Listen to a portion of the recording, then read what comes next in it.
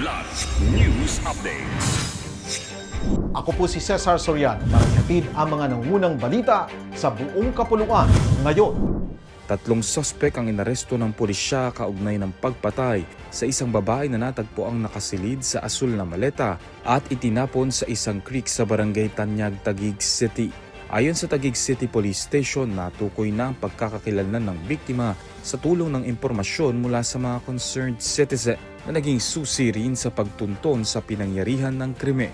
15 metro mula sa creek ay ang bahay ng kinakasama ng biktima kung saan naabutan ang 2 pang lalaki na nahulihan ng ilang drug paraphernalia. Samantala, dinala na ang labi sa punerarya para sa autopsy at karagdagang pagsusuri upang matukoy ang sanhi ng kanyang pagkamatay. Pinabulaanan ng Department of Environment and Natural Resources o DENR ang kumakalat na aligasyong nagpakawala ito ng pesticide gas laban sa mga nagpoprotesta sa harap ng kanilang central office sa Quezon City.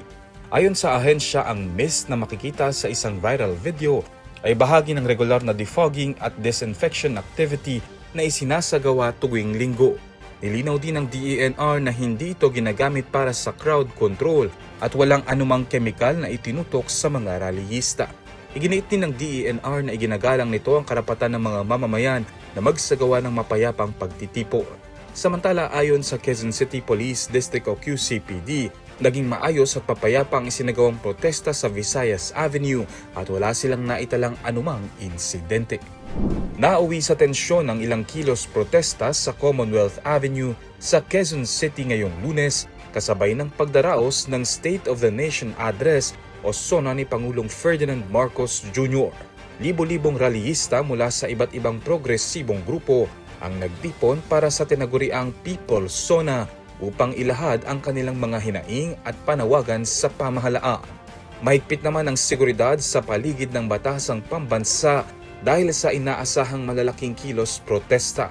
Ayon sa Quezon City Police District, 6 na individual ang inaresto bago magsimula ang programa dahil sa umano'y vandalism sa kahabaan ng Commonwealth Avenue.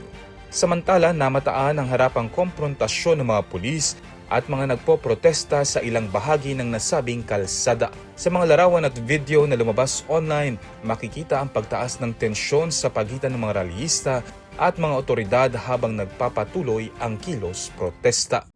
Ako po si Cesar Soriano, kasama nyo sa bawat pagputok ng balita.